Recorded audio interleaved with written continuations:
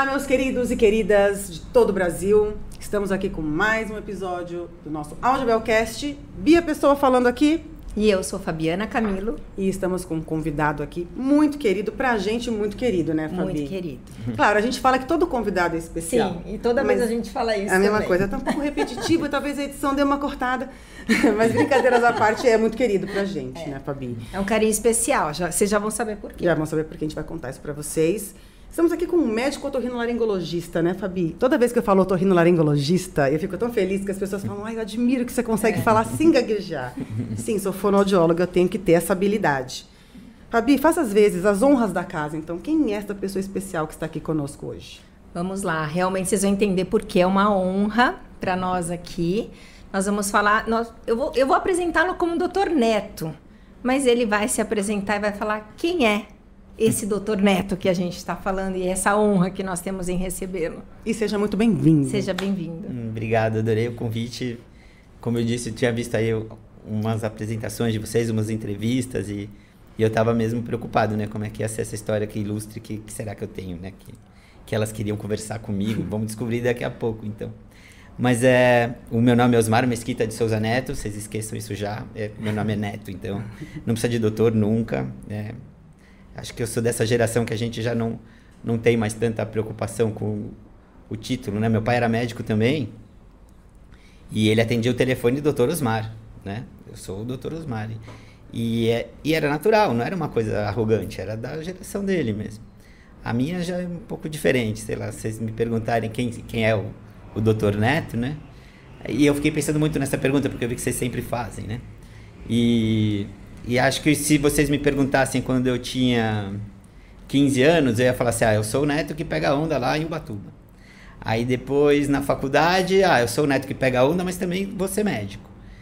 E agora eu acho que eu falo mais que eu sou médico e que por acaso eu gosto de fazer outras coisas, jogar bola. Pegar onda não? Pegar onda não rola mais? Pegar onda também. Mas eu acho que no fundo, minha resposta hoje seria assim, eu sou o neto, pai do Noah. Ah, que delícia. E casado com a Anitta, e dá vontade de falar da família, né? Porque é especial. Apesar de ser velho, o meu filho tem 2 anos e 7 meses. Eu comecei tarde. Então eu tenho um filho pequenininho e, nossa, com pandemia ainda, né? Do jeito que a vida ficou diferente e eu tendo um pouquinho mais tempo para mim e para minha família, porque o trabalho diminuiu. Fiquei muito com ele, muito. Até um problema agora, eu fico preocupado que ele foi tão mimado esses 2 anos e meio que... Mas até que ele tá indo bem, ele tá indo na escola faz 1 mês e meio e tá indo bem. 1 mês e meio só, começou agora. Ele pede, papai, escola. Cansou de ficar em casa. Você me leva, demais, papai. Me deixa lá um pouquinho. Eu tô ficando insuportável, papai me leve pra escola. Mas a gente mimou muito mesmo, né? Eu tenho um só também, que você conhece, e esse tempo a relação mudou muito, né, com eles. Ele tá na escola também, mas deu um apertinho, assim, porque era muito tempo junto, né, gruda muito. Ele tá com 4, então já tem uma relação diferente de querer estar junto, de abraço, e quer conversar. A pandemia foi boa, né, deu uma atrapalhada nessa questão do grude, mas foi muito gostoso da gente poder vivenciar, né. E acho que ele me salvou, porque o tempo que a gente teve que ficar mais recolhido em casa, né, ainda mais... Eu peguei Covid, fiquei lá isolado. Na época que eu peguei, não tinha esse protocolo ficar 10 ou 14 dias em casa e volta. Você tinha que ter 2 testes negativos seguidos para poder voltar para o hospital. Demorou 30 dias para mim e 35 para minha esposa. Nossa. E, imagina, 35 dias que a gente não sai de casa. Vocês 2 pegaram? Nós 3. Ele pegou também? Até um certo momento a gente achava que ele que tinha pego primeiro. Porque foi ele que ficou doente antes. Mas eu não sei se não foi a gente, né? A gente que estava trabalhando, né? Ela é médica também? Desculpa. Né? Também. Ela é dermatologista. E aí, 35 dias em casa, se não fosse ele para divertir a gente, para ter o que fazer, ia ser mais difícil. Imagino. Mas foi tudo bem. Então, bom, passou. Graças a Deus, ninguém ficou doente demais. Né? Sério. Isso é importante. Porque nessas horas não adianta ser médico, né? Não. Facilita alguma parte do processo, mas mágica ninguém faz. Exato, né? E nesse momento da sua adolescência que você falou que em algum momento você falaria, pego onda e vou ser médico. O que te levou a ir para essa profissão? Eu acho que esse vou ser médico, se me perguntasse com 4 anos, eu já diria também, né? Porque essa história que a gente olha muito para os nossos pais e faz mais ou menos, né? A gente segue, é um exemplo, né? A minha mãe era professora e o meu pai médico. E desde pequeno, assim, às vezes o meu pai chegava em casa, a gente morava na Vila Madalena, e na época, então, o bairro era bem familiar, caseiro. Os meus pais moravam lá já, quando eles eram adolescentes, eles já moravam lá. E então, o bairro todo me conhecia meu pai, conhecia minha mãe. Minha mãe dava aula de noite, meu pai trabalhava até de noite. Então, quando ele chegava, tinha uma listinha. Minha mãe falava, de vez em quando, né? Não era todo dia. Mas de quem tinha pedido uma consulta para ele do bairro. Aí ele pegava a malinha dele de atendimento domiciliar, me pegava pela mão e a gente ia andando. E entrava numa casa ou entrava numa outra. E aí era o fulano de tal, o tio, a tia, o sobrinho. Era alguém que estava ali, não era parente nosso mesmo, mas era tipo, mais ou menos essa relação. E aí eu via o meu pai atendendo e cuidando, e as pessoas traziam um bolinho para mim, sei lá, um chá, uma Coca-Cola. E eu via meu pai cuidando, e aquele carinho todo, era uma energia tão boa, sabe? E que aí essa história de cuidar, para mim, era sempre natural. Sempre gostei de ajudar, não sei, tava em mim isso, não, se foi porque eu tava vendo isso acontecer ou não. Mas eu lembro de coisas bobas, assim, alguém que se machucava. Todo mundo saia correndo, tinha medo do sangue. Eu não, eu queria ir lá ver. Peraí, tá tudo bem. Tá tudo bem. Aí eu ia lá, limpava. Pequenininho, né? Que demais. Então essa história de gostar de cuidar, acho que já era meio natural, né? Você vivenciou, né? É. Você viveu isso. Tem mais história dessa daí. Eu gosto de contar história. O meu pai, dentro de um zilhão de empregos que ele tinha, um deles era ser médico legista. Nossa, sério? E médico legista que dava plantão na delegacia. Na Penha, era longe de casa, né? A gente morava na Vila Madalena, na Penha é longe. Extremo, oeste e leste. E a delegacia da Penha é um lugar meio pesado. Mas de vez em quando ele dava plantão domingo à noite. E então às vezes chegava o fim de semana, de noite o pai ia embora trabalhar. E aí se eu tava meio carente, assim, ou ele tava carente de mim, não sei bem, ele falava assim, filho, vamos com o papai. E eu dava plantão com ele. A gente dormia no quartinho da delegacia. E aí vinha assim, fazer dosagem alcoólica. Alguém que tinha bebido e bateu o carro. Aí eu via lá o cara soprando o canudinho. Deve ter sido, sei lá, 4 ou 5 vezes que a gente fez isso. Mas pra mim era muito rico, era muito pequeno, né? Marcante, né? E uma das vezes ele me levou pra ver as pessoas presas mesmo, na cela, né? E aí eu lembro dele falar, se você fizer coisa errada, você vai ficar aí. E criança não esquece nunca mais, né? Jamais. Nunca mais. A psicologia infantil era boa mesmo, ele dominava bastante esse... Acho que ele não se preocupou tanto com o efeito que podia ter, o negativo, né? Mas ele acreditou que ia dar certo. Deu. Mas foi, tinha isso também, né? E ele sempre contava história de cirurgia que ele fez, de alguém que tinha se machucado, sido atropelado. Ele era cirurgião geral. E então, às vezes, ligavam pra gente lá, pra ele, de madrugada, e ele tinha que sair correndo pra operar alguém. Mas ele também fazia de tudo, gente. Aí isso vai ser interessante para explicar por que eu escolhi o otorrino, mas ele também fazia ginecologia e obstetrícia. Então a mulher que ele estava cuidando ficava grávida, ele cuidava, obstetra. Aí nascia a criança. Isso era comum naquela época? Porque hoje é especialista do dedinho esquerdo. Hoje em dia não dá mais, né? Aqui em São Paulo, pelo menos, é impossível. Mas aí a criança nascia, ele virava pediatra. Aí se ele tinha um problema no olho, ele cuidava, oftalmologista. E assim ia, assim, era assim. Quando eu entrei na faculdade, isso já não era possível para ele. Ele mesmo sentia. Então ele foi fazendo cada vez menos, tinha o consultório dele de clínica geral, operava cada vez menos. E sempre ele falava, Neto, eu vou aproveitar. Ele se formou na Santa Casa como eu, né? Então tinha um monte de professor meu lá na faculdade que conhecia ele, tinha sido colega de turma dele. Isso também foi legal, né? Lógico. E ele falava, Neto, acho que eu preciso lá fazer algum curso, alguma reciclagem. Eu sentia que ele estava carente, né, de estudar. Mas impossível. Não tem como. Mas ele tinha uma vivência que... era legal, sim. E que você carregou, né? Claro. Outra história do pai, né? Então ele falava lá, passava visita no hospital. Visita como acadêmico, né? E ele admirava... Então você imagina, eu tinha essa admiração toda pelo meu pai. Aí ele chegava pra mim e falava o seguinte, sabe aquele professor velhinho lá que você conheceu? Sei. Ele chegava na enfermaria e ao invés de ficar falando da doença do paciente, ele perguntava para o paciente se ele estava bem acomodado, ele arrumava o travesseiro para o cara ficar confortável, ele perguntava se a comida estava boa, se estava atendendo ele bem. Aí ele falava assim, ó, filho, o resto, se você treinar um macaquinho, ele vai fazer igual você. Mas isso daí é seu, né? Tinha isso também. Isso foi uma herança que eu tenho certeza que você trouxe, porque a gente viveu na pele. Viveu na pele. Eu ia falar agora, tá vendo por que a admiração? E nós, como mãe, tivemos né, o presente divino aí de você cuidar das pessoas mais importantes da nossa vida, né? Porque esse carinho a gente viveu na pele quando a gente leva os nossos filhos para você atender. Então, eu só agradeço ter a chance, né? Porque é isso, né? Mas você ia falar acho que essa vivência que você teve é muito linda, né? E daí, em que momento que você decidiu pelo otorrino, já que ele te deu tanta opção, sim, né? Então, tô lá na Santa Casa, né? 6 anos de faculdade. Outra Santa Casa também foi porque ele fez Santa Casa? Ou... Ah, não, entrei lá. Entrou, foi onde deu lá. Gente, vestibular de medicina é difícil, né? É difícil, a gente fica muito tenso, né? Eu sempre fui muito bom aluno na escola, ia super bem.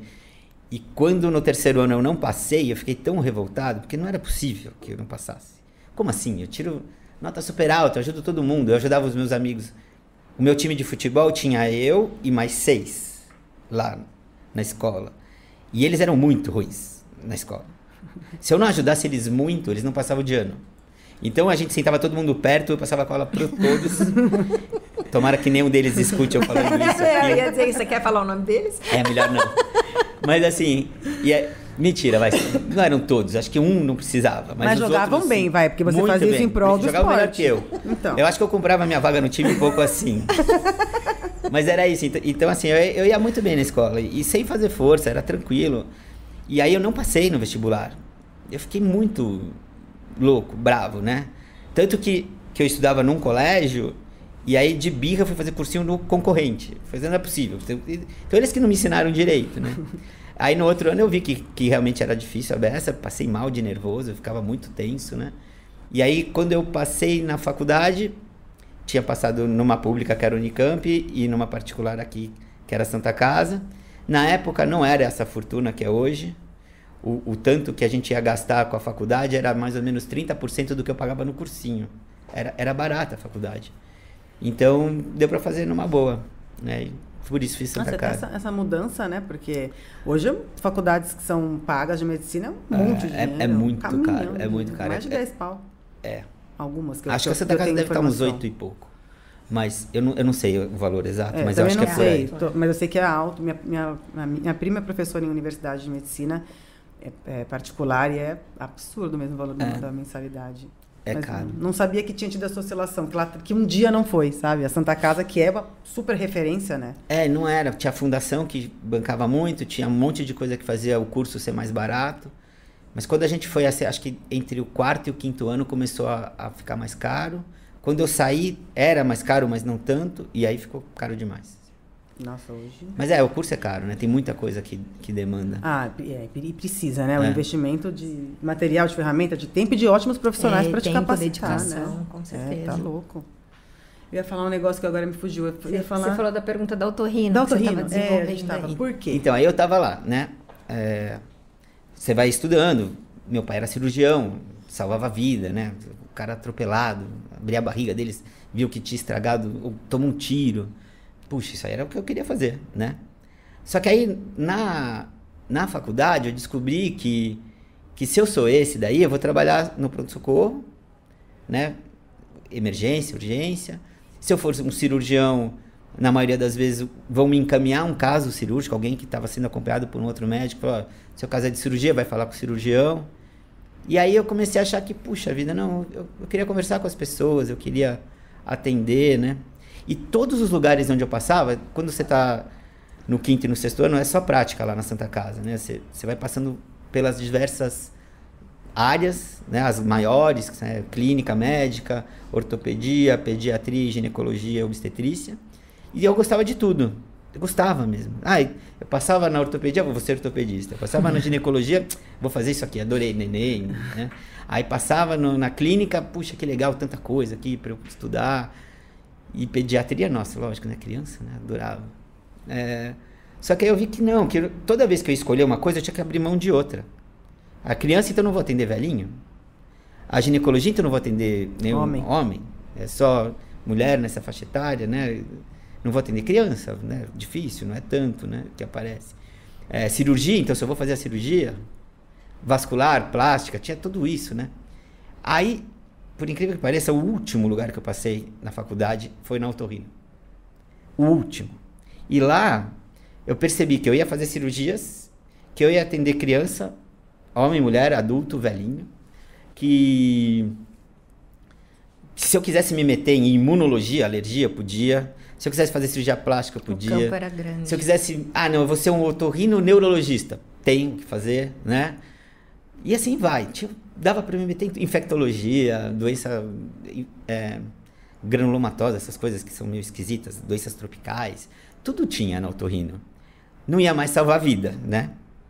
Não vou atender uma pessoa que estava ali quase morrendo porque se acidentou. Até tem caso lá que o cara está correndo risco de vida na minha especialidade, mas é raro e, em geral, esses hoje em dia eu encaminho. Câncer, não faço.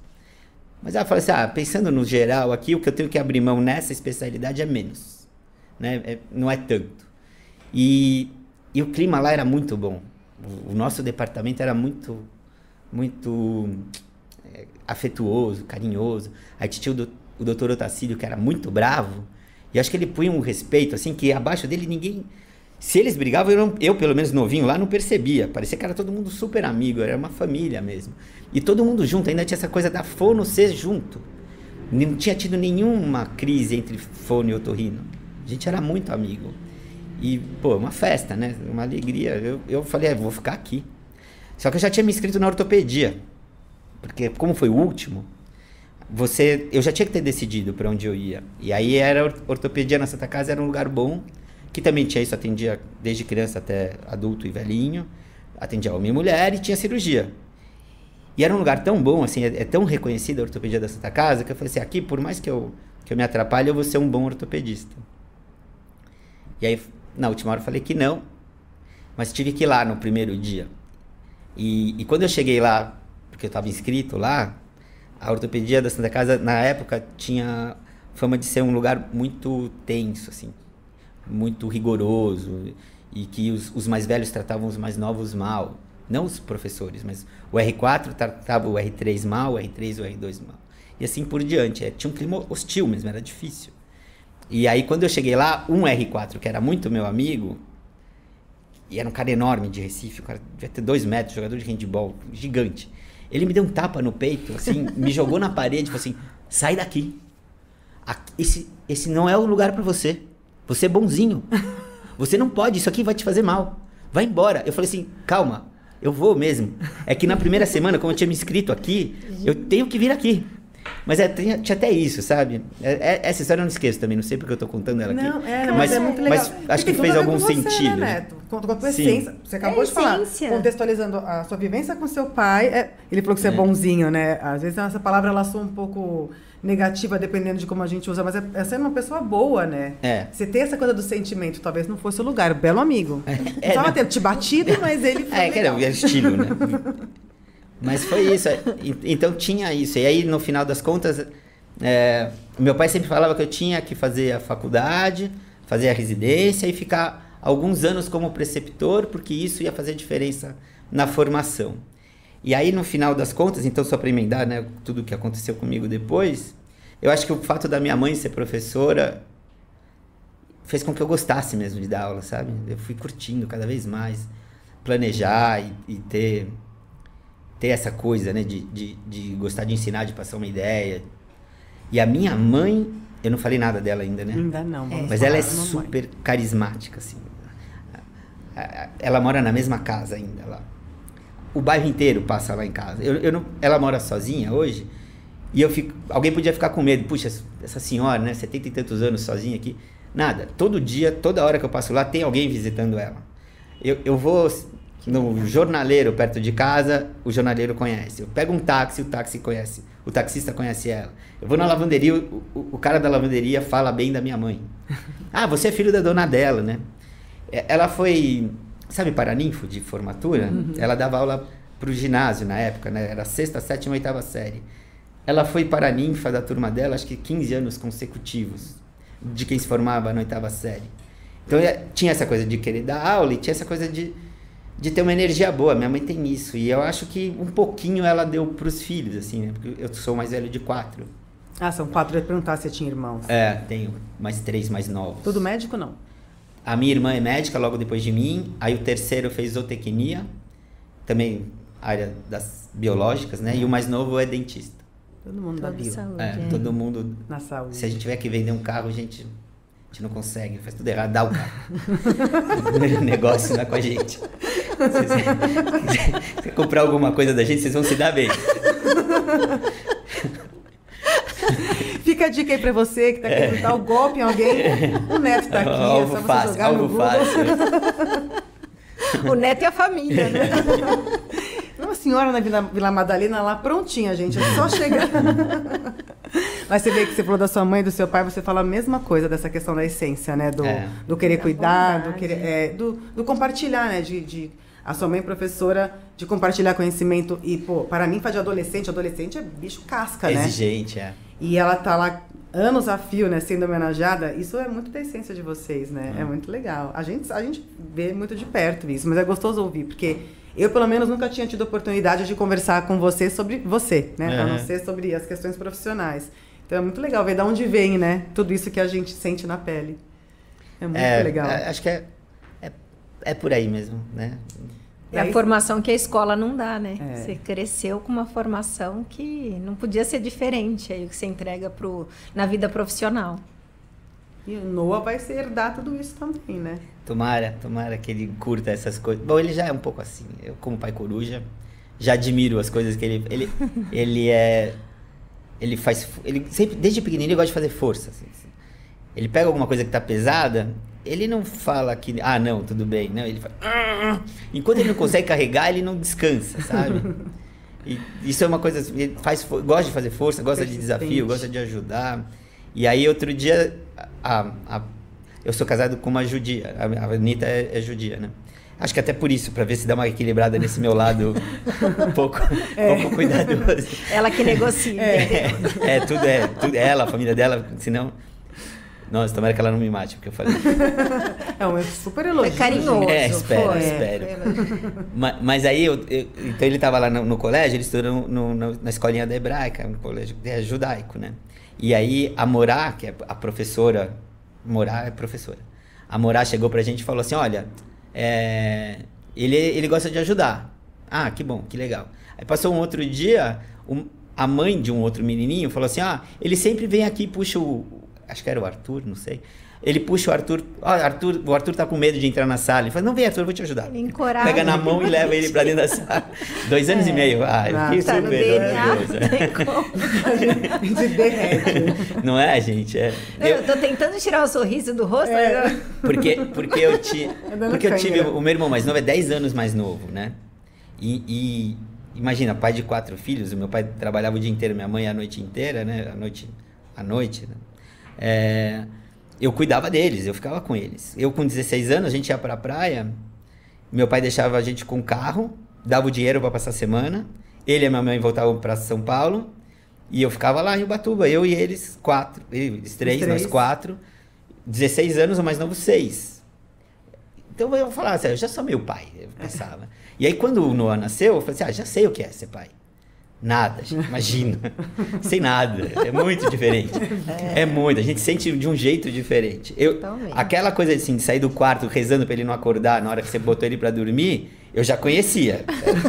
Não era novidade nenhuma, déjà vu, assim, fácil, né? Aquela sensação era igual. Mas o que a gente sente de gostar, de se preocupar, de sofrer, é muito diferente. É muito especial, né? É especial demais. É uma loucura, né? Desculpa, falei mais dessa parte. Imagina, não, mas é uma delícia. E é de um dia pro outro, né? Que a gente acorda e fala, como a gente ama, como a gente cuida. Coincidentemente, essa semana, na terça, eu tive reunião com a Pro da Tarde, do Bernardo.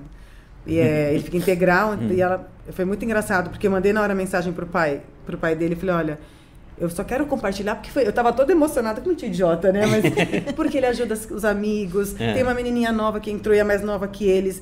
ela chora, ele vai lá e faz carinho, fala, não chora, não chora. E ela falando toda emocionada assim, no vídeo, ai, meu filho, ele é lindo mesmo. Mas é gostoso de ver, demais, né? É muito bom. Você ter essa resposta. O que me chamou a atenção foi essa coisa do cuidado, ser carinhoso. Falei, putz, pra mim isso me mata, né? A gente fica até emocionada. A gente fica meio besta, que a Fá já tem as filhas maiores, ela já passou um pouco dessa fase, mas continua babando coruja, do né? mesmo jeito. Coruja que eu sei. Continua, tem 10 e 7, babo todo dia. Às vezes o bom dia, ou então olhar pra você e falar te amo, você fala, fala de novo.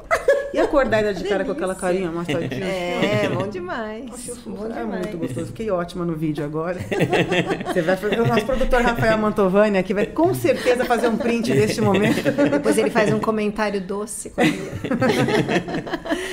Mas olha, a gente viu um pouquinho então da sua história, né? E de onde veio todo esse seu jeito muito cuidadoso de tratar os pacientes. Hoje você não se intitula otorrinopediatra, ou sim? Isso é meio complicado, né, Bia? Eu procuro não me rotular muito, mas tem gente que vai lá no consultório levando uma criança, que porque eu faço toda aquela gracinha lá que vocês conheceram, acha que eu só atendo criança. E aí no meio da consulta, às vezes, ou num outro dia, ou me liga e fala, mas você atende adulto também? Em nenhum momento eu falei que eu só atendia criança, né? Não, atendo adulto, atendo todo mundo, né? Mas não existe. Hoje em dia até tem alguns programas que tentam fazer um programa especializado, né? Na residência ou no pós-residência, principalmente no pós-residência, de você fazer um fellow, que a gente fala, em pediatria. E é um pouco difícil de você organizar onde o residente passaria, ou alguém que já é especialista, onde ele passaria para ele ser mais especialista ainda. Mas eu acho que eu não gostaria, não. Apesar de já ter participado mais da sociedade de pediatria, mesmo lá dentro da Otorrino também em algumas reuniões, mas eu procuro não fazer essa distinção. Mas essa sua habilidade com criança, você acha que vem dessa história toda que você contou agora? Porque a gente que tem filho pequeno, você agora com filho pequeno, a gente passa em diversos especialistas, né? E eu mesma já encontrei, inclusive, pediatras que não tinham habilidade para lidar com a criança. E crianças, elas causam, elas estão andando pelo lugar e tal. E você foi muito surpreendente. Até brinquei com ela que quem falou para eu te visitar foi a Tatiana, uma outra amiga nossa, sim, que tinha sido indicada pela Fabi, né? Então elas foram passando, assim. Então a gente foi de olho fechado e a gente se apaixonou mesmo, assim. Essa habilidade sua vem da onde? Porque é bonito de ver, assim. O Bernardo tinha 1 ano e meio, acho que é a primeira vez que eu fui te ver.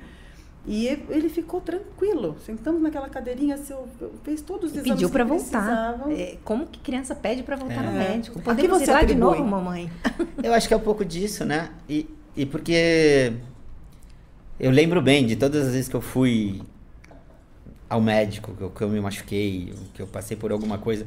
Eu fui pouco, porque meu pai, desse jeito que eu falei, ele cuidava da gente, né? Mas às vezes que eu fui e que eu já era grande, já tinha consciência, e que eu passei algum medo, eu não esquecia. Então, sempre que tô ali, eu vou me colocando no lugar do outro, né? E eu falei assim, pô, esse menino pode estar com medo de mim por causa disso, disso e disso. Eu vou sentindo ele. Tinha uma outra coisa também que eu gostava, a Santa Casa tem isso de bom, a gente convive com os nossos professores. O professor mais importante da faculdade, ele conversa com você. Né? Ele vai te ensinar, ele pega na tua mão, se for o caso, se ele tiver oportunidade, né?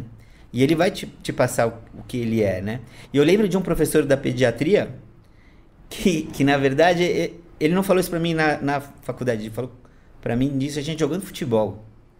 Depois do futebol, a gente ficava ali, comia churrasco, né? E aí, um dia ele falou, lembra que o seu cliente, né, é a criança, hein? Tem a mãe, tem a avó, tem o pai, o avô, mas o seu cliente, o seu negócio é com ele. E é isso, né? Então eu lembro de um dia que eu tinha um problema na perna, que a minha perna ficava dura. Hoje em dia as pessoas chamam vulgarmente de canelite, mas é uma inflamação da parte da frente dos tecidos moles da tíbia, que você não consegue mexer o pé, sua perna vai ficando dura, dói pra caramba. E aí um dia eu lembro do ortopedista amigo do meu pai fazer o seguinte, ele falou assim, hoje vamos resolver o seu problema. Começou a lavar a mão. O cara nunca lavava a mão. Por que tá lavando a mão? Já tinha cuidado de mim um monte de vezes. Aí ele pegou uma gilete, um sabão, ensaboou minha perna, depilou minha perna. Eu tinha uns 13, 14 anos, 15, não sei. Mas já tinha pelo na perna. esse cara vai me cortar. Né? Como assim esse cara vai me cortar? Hoje vamos resolver esse problema. Lavou a mão, raspou o pelo da minha perna. Nada, ele fez uma botinha de esparadrapo. Não vai mais sentir dor agora. Fica tranquilo.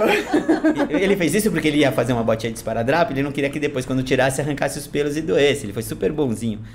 Mas aí, é um exemplo outro bobo, né? Mas para dizer assim, eu fico imaginando memória, o que é que tá passando na cabeça daquela pessoinha que tá ali do outro lado, né? O que pode deixar ela com medo. E aí você percebe isso, criança tá com medo do médico, é normal. E tem medo do quê? Você vai encostar nele? Então eu fui brincando antes, lá ali na mesa, não sei se vocês lembram, claro. mas eu, na mesa, assim, eu já tento encostar na criança, em algum momento, né? Se não der, aí eu faço ao contrário, brinco com a mãe, e aí eu faço a mãe brincar com ele, aí e você vai fazendo alguma coisa para deixar ele mais relaxado. E na hora que você percebe que ele tá relaxado mesmo, dá pra ir e fazer exame, né? A criança pede pra abrir a boca pra você, né? Hoje em dia faz tempo que eu não uso palitinho pra ninguém. Ele vai indo com a história da bolinha, né? Você sabe que eu já pensei que, às vezes, porque você tá na faculdade, às vezes até politicamente te convidam pra dar aula. Ninguém tá muito... A gente tem, às vezes, alguma coisa interessante pra falar da medicina, né? Mas eu acho que hoje em dia, talvez eu contribuísse muito mais se um dia eu tirasse meia hora lá de um congresso e pedisse, deixa eu mostrar como é que eu examino criança, né? Não porque é melhor que ninguém, mas é que pode dar ideia para alguém, né? Teve uma médica que é super espirituosa, assim, muito legal, muito boa médica e muito gente boa também, que atendeu um paciente meu lá, não sei, que passava comigo, e a criança falou assim... Vai tirar a bolinha, tia? Aí ela me ligou, ela falou assim, que história é essa de bolinha? O que você faz? O que você faz que ele gosta tanto de você e que tem essa bolinha no meio, né? Aí eu contei pra ela. Lá na faculdade, vira e mexe, eu carrego um saco de bolinhas e faço a brincadeira, né? E você tem que estudar as princesas também, né? Porque eu lembro que quando você falava, agora eu tô vendo uma princesa da neve, eu pensava, mas ele estudou as princesas, ele ainda sabe quem são as princesas. Essa desculpa foi boa, porque eu adoro desenho. Eu adoro ver desenho, adoro. Um dia... Quando teve aquele desenho, e aí, lógico, eu ia com os meus sobrinhos, eu dava alguma desculpa. Mas quando saiu aquele desenho do pinguim surfista, eu tava começando a namorar com a Anitta, faz 15 anos isso. Eu falei assim, hoje você vai ter que... ela não gosta de desenho. Hoje você vai ter que ir no cinema comigo. Tudo bem, ver um desenho. Desenho? Eu quero ver esse desenho do pinguim que pega a onda.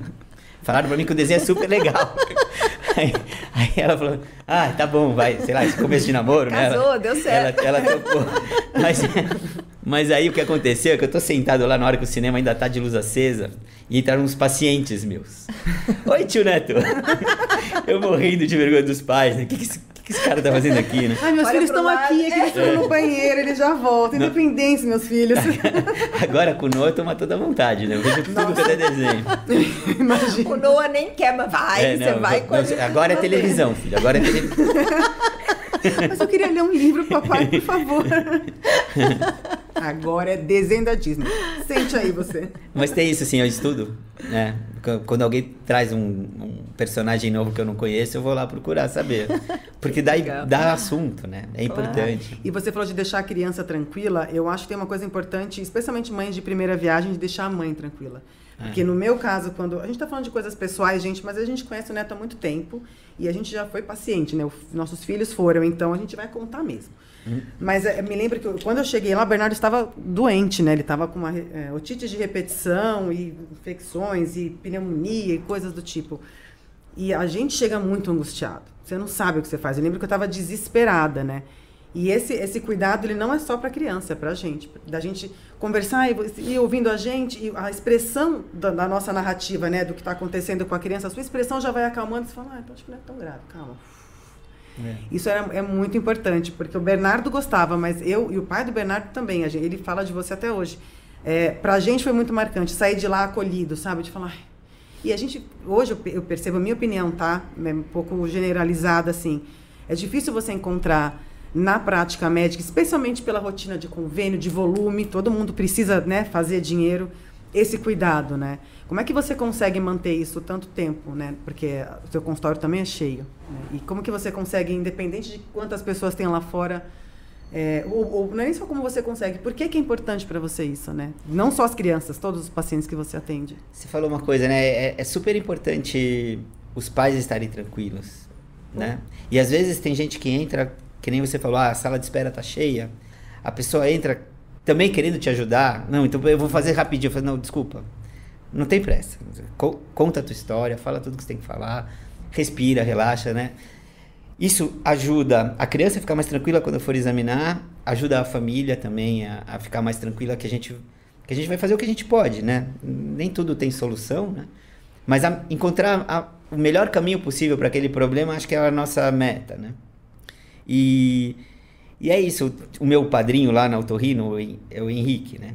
A gente tinha consultório no mesmo andar, e fui para lá porque ele levou.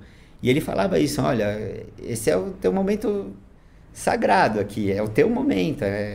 Você fica, estuda muito, aprende muito, você tem que dar conta de resolver o problema de quem entrar aqui. E ele falava do setting terapêutico, do setting da consulta, e passa por tudo isso. Se o ambiente for tenso, se ele for acelerado, não vai dar certo, ou vai dar menos certo. E aí tem isso, né? Eu já atendi consulta em 5 minutos, né? Já teve que fazer isso. Porque eu trabalhava num lugar que a gente era remunerado por mês, eu ia uma vez por mês nesse lugar, e eles marcavam quantas consultas eles queriam. E eles, né? Quem tomava conta. E dava isso, uma a cada 5, 10 minutos. Tinha médico que eu chegava na sala, ia sentar na minha cadeira, não tinha cadeira para o paciente. Porque era para o paciente ficar em pé. Não dá. Quase que me expulsaram desse lugar, vocês imaginam, né? Porque, tudo bem, eu não conseguia atender meia hora, 1 hora, que nem eu faço no consultório. Mas eu atendi em 20 minutos. E aí, eu saía de lá muito depois da hora que era para sair. Tava todo mundo bravo comigo. Fazer o quê, né? Não consigo fazer diferente, né? Quando era alguém que ia lá porque mandaram lavar a cera, tudo bem, mas quando tinha que conversar um pouquinho, né? Um pouquinho, já foi 5 minutos. No mínimo dá. de uma anamnese que você tem que fazer. Né? Já trazei muito a nossa entrevista. Estamos aqui em 3 horas, tá ótimo. Mas ainda temos o que falar. Mas eu acho que é por aí, né? Assim, e quando você consegue, já que a gente estava falando de criança, né? Quando você consegue examinar uma criança com calma, isso também passa para os pais. Não, ele examinou, né? Não tá a criança pulando, se esgoelando, porque às vezes eu consigo examinar, tem criança que chora ainda, não é tão mágico assim. Eu vou examinar a criança, eu tô olhando o ouvido dela, eu olhei rápido e o pai e a mãe podem achar, mas ele não viu direito, não deu pra ver. Vai olhar a garganta, a criança não abriu a boca direito, você abaixa a língua, ela tem o reflexo, você dá uma olhadinha e fala, não, já vi. Você sente, eu consigo sentir no pai e na mãe que eles não estão acreditando. Então, quando você consegue examinar bem e que tá tudo certo, né? E depois você conta o resultado do que você viu, todo mundo fica mais tranquilo, né? E os pais ficam mais tranquilos, a criança tá feliz e eu em paz, porque consegui conversar. Então, esse é um exercício que vale... todo mundo ganha. Todo mundo ganha. E tá na gente, né? Porque eu lembro quando eu atendi numa instituição do SUS uma vez, eu tinha esse problema que você contou. Éramos 3 fonos... E a média de pacientes entre 8 da manhã e meio-dia eram 50 pacientes para adaptação de aparelho. E, putz, eram 50, éramos 3, a gente tinha que fazer uma divisão mais ou menos igual. Só que eu sempre atendia menos. Eu ficava no máximo com 10 pacientes por manhã e elas com 20 cada um. Que acabava o dia cá, a tromba das duas estava, elas esgotadas, e eu falava, mas como é que vocês conseguem? Porque uma anamnese eu tenho que fazer por o aparelho, eu tenho que fazer um molde, como que vocês conseguem? E elas tinham a habilidade delas para fazer isso, eu não durei 1 ano, né? Não consegui, porque aí quando você vai pro particular para atender, era 1 hora, 1h30 de atendimento, você conversa, você bate papo, você foge do assunto, vamos falar da família, você foge do assunto, e tudo bem, porque o fugir do assunto faz parte, né? Desse contexto, eu acho. Já que você tocou no assunto, então, o que tem de coisa que a gente descobre quando a gente está falando de outras coisas, quando você está investigando uma doença que está um pouco estranha, né? Em geral, quem vai no consultório particular que vai fazer um investimento é caro, né? Ele vai porque não está dando certo, né? Não é fugir um pouquinho do que é o normal, às vezes. E é isso. batendo papo sobre a família, sobre a casa, sobre qualquer outra coisa, o que vem de ajuda para você resolver o problema é muito frequente isso, vai. Tem outras coisas associadas, né? E faz diferença mesmo. Conversar é muito bom. É muito bom. Então, hoje, na sua prática clínica, você atende no consultório? Você dá aula? Como que é hoje a sua rotina profissional? Eu tenho 4 períodos que eu vou na Santa Casa. E lá é uma mistura, assim. Eu dou aula para graduação, para pós-graduação. Pós-graduação eu estou falando do senso estrito, né? Mestrado. Eu também na pós-graduação, senso lato, que é a especialização para os residentes. Tem um dia que eu faço ambulatório, lá na Santa Casa, e tem um período que é de cirurgia. Então, nesses 4 períodos, divide assim. Então, quarta, quinta e sexta eu vou de manhã, sexta também à tarde. E o resto do tempo eu estou no consultório. E consegue colocar em prática tem os dias de cirurgia, né? Legal. Que você opera os casos do consultório. Mas é isso. Consegue ainda colocar em prática aquele seu jeito macro aí que te levou a escolher o torrino, né? Exato. Tá presente eu tô feliz. em várias. Às vezes a Anitta fala assim, não, você vai muito na Santa Casa. Aí eu penso, eu vou diminuir o quê daqui? Porque se eu diminuir o ambulatório, eu não vou atender. E sem atender, aí não faz muito sentido eu ir só operar. E se eu não der aula, eu gosto de dar aula. Eu não consigo, não tenho o que largar. Eu já tô no meu limite lá, assim. Se eu sair, eu vou sair de vez. Não tem como sair de um pedacinho. Então não dá. E o resto do consultório é uma alegria mesmo. Eu me divirto lá. Eu saio, às vezes, se eu estiver triste ou preocupado com alguma coisa saindo de casa, eu sei que eu vou voltar melhor. Eu fico contente no consultório.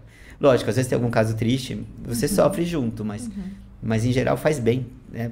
A sua realização. Né? E é uma coisa que eu agradeço mesmo.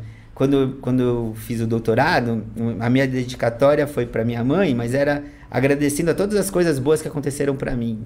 E uma delas é isso, eu poder trabalhar com uma coisa que eu gosto mesmo. Faz toda a diferença. Sonho, né? Lá atrás, quando você era criança, pensar que você queria fazer tudo isso e tá fazendo. Eu gostei do seu resgate por isso. Hoje você continua, depois de tanto tempo de formado, fazendo tudo que você gosta, né? Em diversas frentes, né? Exato, não... Eu conheci você até como professor, tá? Que eu já tive aula com você. É a minha idade quase, mas você já me deu aula, tá? Eu lembro, Bia. Eu também lembro. Eu ainda não aprendi exatamente aquele tema que você deu aula, que era neuropatia, se eu não me engano. Ainda não aprendi, realmente eu não me aprofundei. Mas eu lembro de todo mundo se apaixonado na PUC. Falava, nossa, ele era demais, o Neto é muito legal. Até como professor. Eu tenho as 2 vivências, né? Então é muito legal ter você conversando com a gente aqui. A gente podia falar um pouco mais agora da prática clínica, né? Já que estamos chegando no verão. A gente pode pegar um ponto com você claro. que nós trouxemos a nossa experiência pessoal de otite?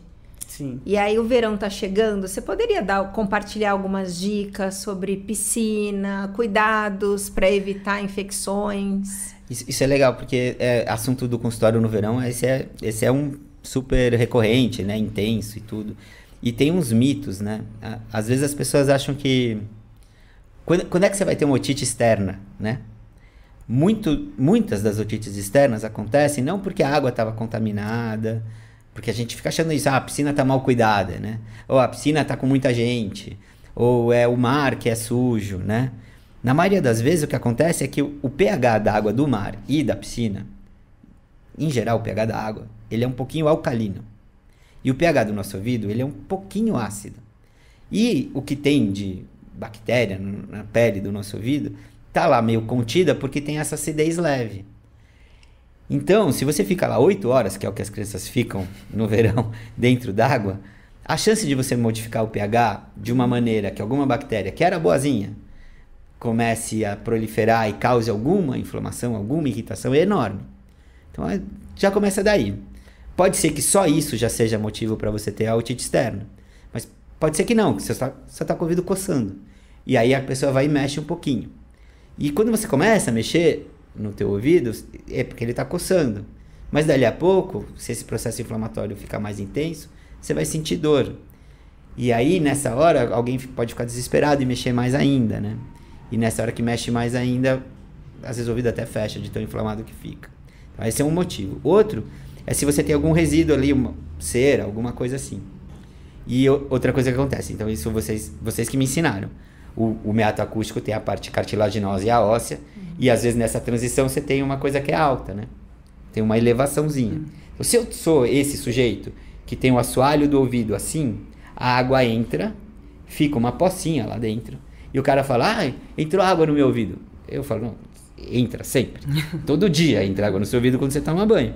O que acontece é que como você tem o ouvido desse jeito, fica um volume maior, e esse volume maior encostado na membrana do tímpano dá uma sensação de ouvido tapado.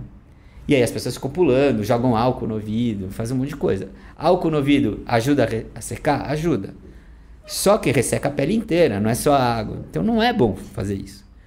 O que seria bom? Ele conseguir fazer com que esse acúmulo de água saísse, ou ele tivesse paciência para isso evaporar sozinho.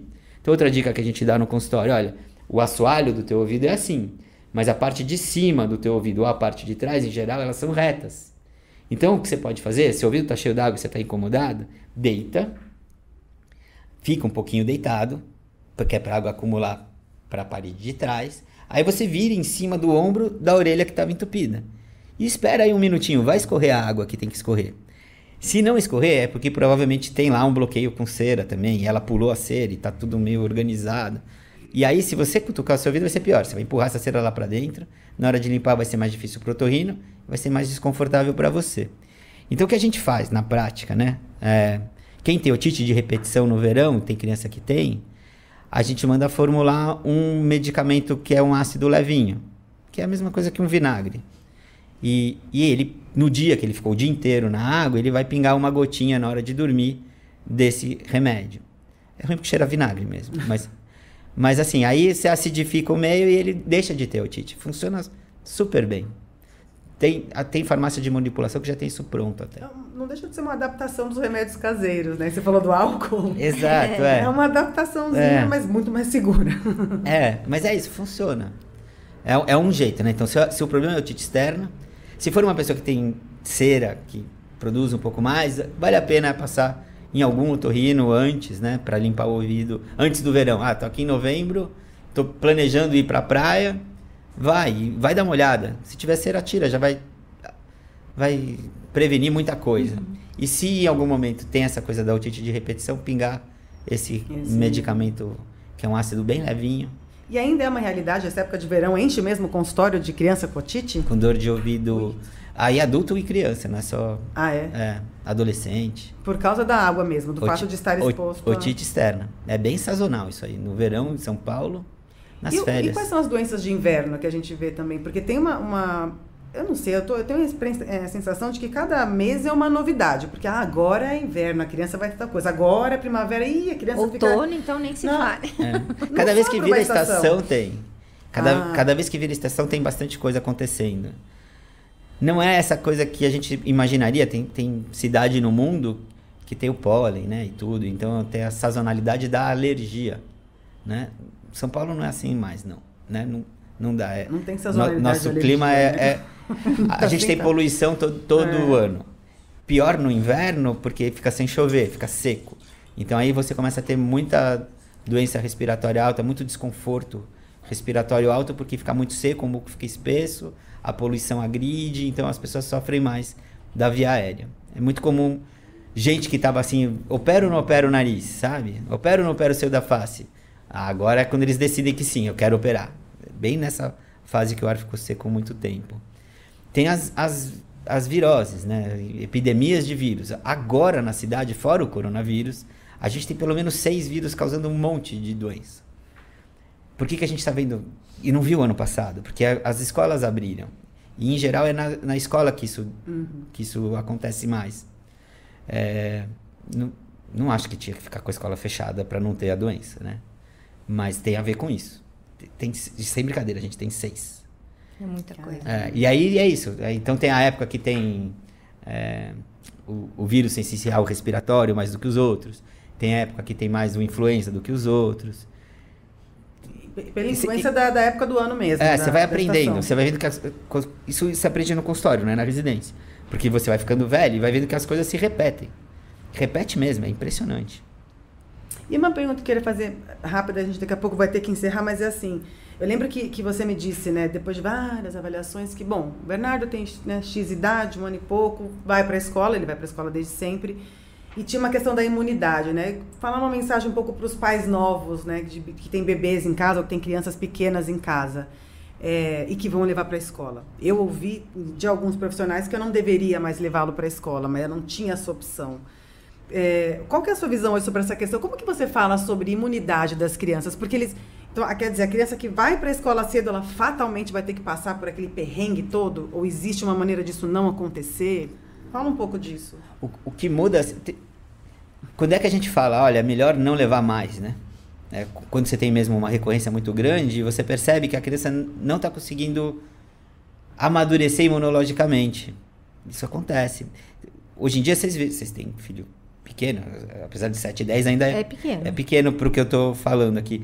Mas você vacina para um monte de coisa, né? É impressionante o que você dá de vacina no teu filho, né? E às vezes você está tendo infecções de repetição, e uma das coisas que você pode fazer para avaliar deixa eu ver se ele fez imunidade contra esses agentes que a gente vacinou, e os agentes que provavelmente são esses que estão causando a infecção. E aí você dosa anticorpo. E aí a criança, você vai ver, não fez anticorpo. Não fez anticorpo nem para as vacinas que você deu, nem para as bactérias que você está imaginando, o pneumococo, que você também vacina. E aí você fala, puxa vida, então essa criança está com a imunidade... Todo mundo acha que a imunidade está ruim. Não, essa criança de fato tem uma imunidade imatura. Então esse talvez fosse o caso de você evitar um pouquinho. Mas a imunidade ela não amadurece na raça? Então esse daí, na raça, não está dando certo. Esse exemplo que eu dei, né? Porque se você vê lá, não, olha, ele está ficando muito doente. Mas aí você testa as imunoglobulinas, os anticorpos dele para as coisas que você já vacinou, e elas estão lá... então é um azar mesmo. Que nem eu falei, tem 6 vírus. Tem 6. Você tem a chance de pegar 6 doenças que são agressivas ao mesmo tempo até. Então, chega lá, foi uma criança no consultório. Em 6 semanas, ela teve 3 doenças. Nossa. A mãe acha, esse menino tá com um defeito. Né? Não é defeito dele, é o momento da cidade. Se não tiver alguém para contar para ela e deixar ela tranquila e mostrar, não, seu filho é saudável, olha... Ele tá forte, ele tá corado, ele tá hidratado, ele aguentou tudo isso. E tá acontecendo isso, olha, eu te mostro, exame de um, exame do outro, né? Dos outros pacientes, não mostra o nome, mas você fala, olha, tá tendo esse vírus. E hoje em dia você consegue descobrir, olha, é o vírus tal. Antigamente, a gente sabia que era vírus, porque não era bacteriano, e falava, é uma virose. Isso também, nossa, na cabeça dos pais era horror, de novo, virose. Tudo. Tudo é virose. Tudo era virose. Mas é verdade, é virose mesmo. É que você consegue dar um nome hoje em dia, né? Tem exame para isso, só que é um exame caro e às vezes você não fica pedindo, né? É um PCR mesmo, não é? Então esse que eu tô pensando nele, é um PCR igual que a gente faz para Covid, que dá para você pesquisar 14 vírus. Eu sei porque o Berna fez. O Berna já fez bastante coisa. Ele passou por isso. Eu lembro que era caro. Eu lembro, nunca esqueci como era caro. Então às vezes não vale a pena você ficar caçando o vírus, né? Mas tem isso também. E quando que chega essa imunidade da criança? Quando que é o momento que chega essa maturidade da imunidade da criança? Quando as coisas deixam de ser novidade para ela, né? Tem criança que é mais rápido, então... Principalmente aquelas que foram mais cedo para a escola, geralmente chegam nesse ponto mais rápido. Mas o que eu posso dizer assim, as crianças desaparecem do meu consultório, só vou voltar depois, entre os 5 e os 7 anos. Aquelas que dão muito trabalho, aquelas que tiveram muita infecção, que têm mesmo uma dificuldade maior, eu falo para os pais, não sei se vai ser com 5 ou com 7, mas com 8 ele provavelmente não vem mais aqui. Eu fiz a conta de quando eu fui a última vez no seu consultório. E aí? Bateu ou não? Bateu. Eu fui só com a caçula, mas eu tinha que ter levado a mais velha. Passando aqui um filminho que a mais velha tinha que ter sido só paciente também. Bernardo já abandonou com 3, então 2 e pouco. Então, chegou um pouco antes. Mas também o bichinho foi guerreiro. Passou por tudo que tinha em 2 anos, agora tranquilizou. E tá na escola e tá forte. Fica resfriadinha, remelentinho, mas isso faz parte, não ficou mais doente, graças a Deus.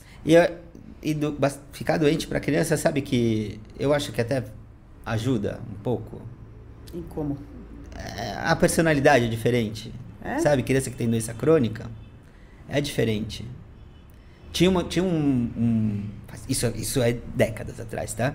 A Sociedade Americana de Pediatria publicou um artigo dizendo que as crianças que eram, a gente fala bebê chiador, né? Que eram bronquíticas, que tinham asma, tinham doenças respiratórias baixas e que toda hora tinham que ir para o hospital e ficavam com inalação, tinha que usar remédio todo dia, que elas iam se tornar adolescentes e adultos mais resilientes, mais participativos, com mais espírito de grupo, que faltavam menos ao trabalho. Eu não sei se é verdade, mas dizem que nessa época, se você chegasse num processo seletivo de uma multinacional americana e você tivesse igual, mesmo currículo de 2 pessoas, um fosse asmático e o outro não, contratavam o asmático. Nossa, que interessante. Por causa dessa história. Eu não sei se é verdade. A resiliência. Mas tem isso. Que legal. E lá em casa todo mundo tinha. Eu acho que eu era o segundo pior e o meu terceiro irmão era o campeão da asma. Respiratórias. Eu vejo o pequeno, ele é... Hoje, as poucas vezes que ele fica doente de qualquer coisa, ele é um cara resistente, sabia? Pra dor. A gente foi fazer exame de sangue, você vê coisa mais linda ele tirando sangue. A enfermeira nem se conforma, porque já pensaram em chamar outra pessoa, já queriam amarrar o moleque na cama. Aí ele falou, mamãe, eu quero ficar sentado. Mas é que, filho, ela falou... Pede pra moça me soltar, mamãe. Aí ele pediu pra soltar, ela falou, se você ficar sentado, você vai deixar a tia fazer? Ele falou sim. E ele sentou no meu colo, deu o bracinho. Eu sempre falo do exame, ele me viu fazendo exame de sangue minutos antes, né? E eu falei, olha, ele ficou olhando o sangue, colocou, ele... Ai, não doeu muito mesmo. Também já teve acesso, já pôs dreno no pulmão, já ficou internado 16 dias. Então, uma picadinha de exame de sangue para ele é nada, né? Faz sentido o que você está falando. Tá acho que é mérito dos pais que conseguem segurar a onda mesmo estando tensos na hora.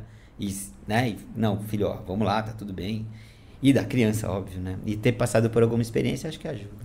A gente sente isso na pele, né? Não precisa... Eu brinco com o Vocês não precisam de mim falando isso pra você. Sabe aquele filme A Vida é Bela? Sei. Eu brinco que quando eu tô com o Berna... Ele pode te contar a história. Quando o Berna tá doente, alguma coisa, quando ele ficou internado, eu brincava muito disso, assim, não era para parecer um ambiente triste. Então, você tem que arrumar força, sei lá da onde, porque você tá derrotada, né? Triste, cansada, e a criança não pode perceber. Então, ser pai é viver numa vida é bela, é fingir que tá sempre tudo bem e chorar sozinho depois. Me dá uma... Eu já chorei, acho que você não me viu chorando, mas já chorei essa vida com o Bernardo. Eu tô falando mais do que ele, né? Eu sei, tá chegando um momento péssimo que é terminar a nossa entrevista, nosso papo de hoje. Mas é uma participação boa sua, né? Você pode encerrar a entrevista. Não, eu tô pensando aqui que ser humano incrível, a gente já gostava dele, admirava como profissional, como mãe, né? Nossa admiração, e você nos ensinou hoje, você deu uma aula de ser humano, do que é, assim, a gente entende o lado da medicina, o lado humano, você é prova disso. Então, eu tô falando de coração cheio aqui, obrigada, parabéns pelo profissional e pelo ser humano que você é. Ao contrário, né, eu que agradeço vocês terem me convidado, adorei, eu via vocês conversando e falei, não, eu quero ir lá conversar com elas. mas não sei, eu só fico com medo de ter fugido muito do assunto. Não tem assunto, aqui é bater papo. Se adiantou, se isso vai dar alguma... vontade em alguém. Um presente. Quando ela fala do médico, a gente tem uma visão, acho que a sociedade tem uma visão do médico, é um ser meio distante, né? A gente brinca assim, bastidores médicos é Deus, né? Deve ter essa piada lá no meio de vocês.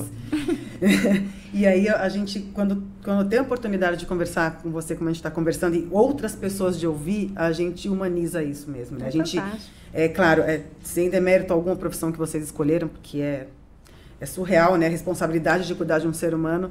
Mas a gente sabia que por trás daquele Deus ali tem um cara maravilhoso, né? Não sei se sempre tem, mas a gente teve a oportunidade de conhecer você. Muito obrigada mesmo por cuidar dos nossos pequenos. Da gente também, né? Da gente também. E por aceitar o nosso convite, Neto. Foi muito gostoso o papo. Tenho certeza que a galera vai gostar muito. Eu é que agradeço, gente.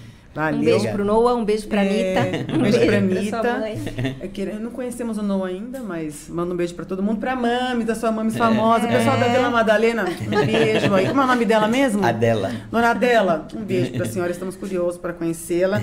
E muito obrigada. Fabi, alguma colocação a mais? Não, aproveitem esse momento aqui, assistam e curtam cada momento e saiam de coração cheio como a gente está aqui. E se você está no Spotify, vai para o YouTube, que lá tem vídeo, além desse e outros. E se você está no YouTube, vai no Spotify, está no trânsito, está cansado, liga o nosso Audiobelcast, que tem muita coisa gostosa para vocês ouvirem. Beleza?